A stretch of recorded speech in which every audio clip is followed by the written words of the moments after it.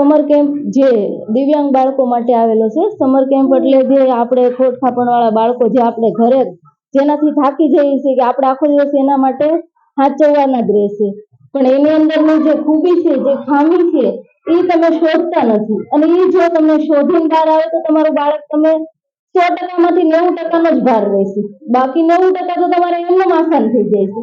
એટલા માટે તમે છે ને બાળકોને આ સમર કેમ્પ છે એક વખત લાવો, જે અમે 7 દિવસથી લાવીએ છીએ, જેના અંદર પૌષ્ટિક આહાર મળે છે, રમવાની હર પ્રકારની રમત ગમત જે તમારે એને ઘરે તમે કોઈ દિવસ રમાડી નહીં હોય, જે બીજું બાળક જે રમતું જોઈને પોતે રમતા શીખે છે, બીજું બાળક બોલતું જોઈને પોતે બોલતા શીખે છે, હાલતું જોઈને હાલતા શીખે છે, તો તમે એને ઘરે ભાર તરીકે ન રાખો, એને કેમ્પમાં લઈ જાઓ, અમુક નવી પ્રવૃત્તિ શીખવાડે, જે એકબીજાની સાથે હળી મળીને રહેવાનો પ્રયત્ન કરે, પ્રયાસ કરે।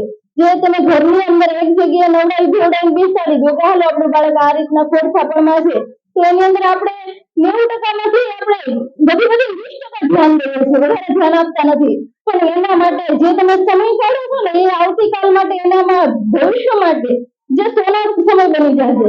એટલા માટે તમે તમારા બાળકને સમય આપો અને એને અંદરની અત્યારની અંદર જે કંઈ કમી છે એને પૂરી કરવાનો પ્રયત્ન કરો। એની અંદર જે ખોટ છે એને તમે બીજાને દેખાડીને જોવડાવો કે બોલું બાળક આ કરી શકે છે તો તું પણ કરી શકે, હિંમત આપો। હિંમત આપવી તમારું કામ છે અને अच्छी सेहत ને તંદુરસ્તી આપવી ઉપરવાળાનું કામ છે। એટલે અલ્લાહની પાસે એટલી હરેકની પાસે દુઆ કરો કે પોતાની પાસે જે બાળક છે એ ઉપરની ગોડ ગિફ્ટ છે, ઉપરવાળા આપેલી આપણને ગિફ્ટ છે, તો એનાથી તમે નારાજ ન થાઓ, પણ એની અંદર જે વસ્તુ છે ને એને બહાર લાવવાની કોશિશ કરો। અને આ જે સમર કેમ્પ 7 દિવસથી આવેલો છે એની અંદર વ્યવસ્થિત સર છે, અમુક એવું સાહેબે એવું બધી ગેમો રાખેલી છે જેથી કરીને એક નહીં તો બીજી નહીં તો ત્રીજી તમારું છોકરું એમાં એક્ટિવ થઈ જાય। બીજા નંબરમાં કે અહીંયા બધી રીતની સુવિધા છે, બાળકો રમી શકે છે, જમવાનો ટાઈમે આવે છે, જમવાનો સમયસર સારો આવે છે, તો તમારા બાળકને તમે જોડાવા શું કામ નથી માંગતા, ઘરમાં શું કામ રાખો છો? જેથી કરીને તમે એમાં જોડાઓ, તમારા માટે નહીં તો તમારા બાળક માટે। તમને એવું થાય કે મારા માટે અત્યારે સમય કિંમતી છે, ના, સમય અત્યારે તમારા માટે કિંમતી છે, આવતા ભવિષ્ય માટે તમારા બાળક માટે આ સમય છે ને એ સોના જેવો બની જશે।